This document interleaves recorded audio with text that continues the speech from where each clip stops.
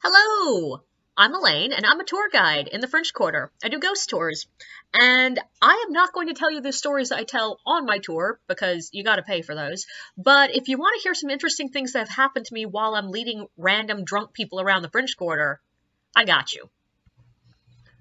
Sometimes when I'm doing a tour and something is happening around me, I'm like, yeah, this is definitely going to be a story for my ghost tour guide stories videos. And then I get home and I sit down to try to record it, and I realize that no, it just wasn't enough of a story. It was pretty normal.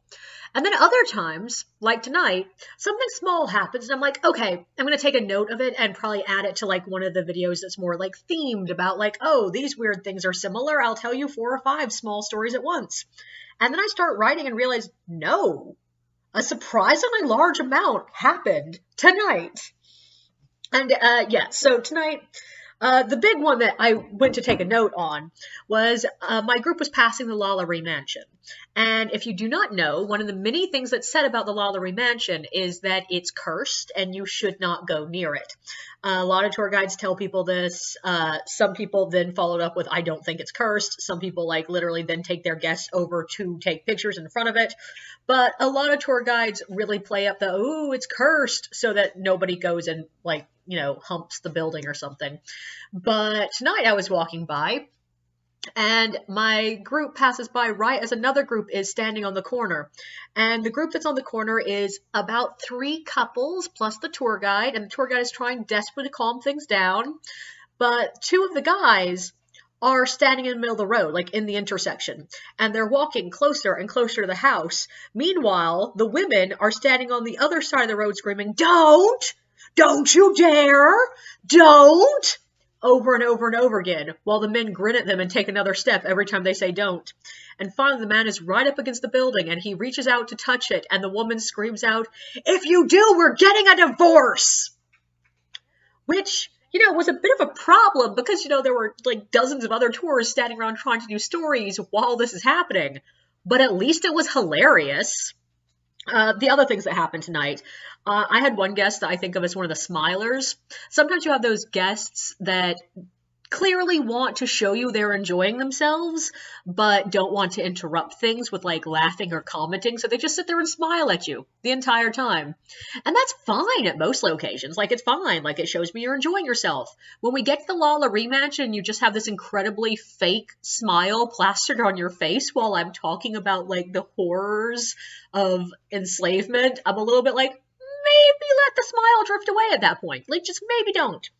There was also a point that a guy came by, and this guy I've seen a couple of times now.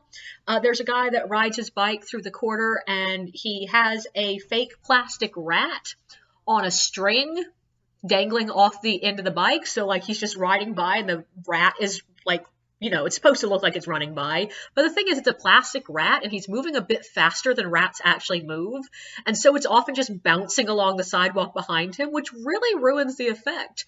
But I have seen it work. Tonight it did not. My guests just looked over and were like, what the hell is happening? I'm like, it's fine. It's a guy dragging a plastic rat. Don't y'all have those in your city? And the final thing I wanted to mention tonight is, so you might have noticed if you've ever been on a tour that a lot of tour guides carry something in their hands. This is often used for a couple different purposes. Sometimes it's a makeshift weapon. Sometimes it's used to hold something up above your head so your guests can find you in a crowd. Sometimes you use it to signal other tour guides like I'm passing through. And sometimes it's something distinctive so that like if the tour company is having to send you late guests, they can say like, go to the guide holding a lantern. But a lot of guides carry different things. Like, I know a couple of different guides that carry fans. I'm one of them. I especially love carrying a loud clack fan because it's really nice to have that sound that I can make an emphasis when something is dramatic. Or also I can use it to scare off drunk people sometimes. But also it's useful because, I can fan myself with it and not get overheated. A good number of guides carry walking sticks, a couple of which I do know are in fact sword canes, like there are weapons inside of those sticks. One of my friends carries a shillelagh, but tonight I saw a new one. A guide walked by with something held up above his head, which at first glance I was like, yes, that's a cane. And then I looked back and realized, nope, that's a spear. That's a spearhead. Which I get why he's carrying it, but at the same time, considering how many guys gesture wildly with whatever's in their hand, I feel like maybe having, a bladed weapon at the end of your, stick is not the best idea in the world.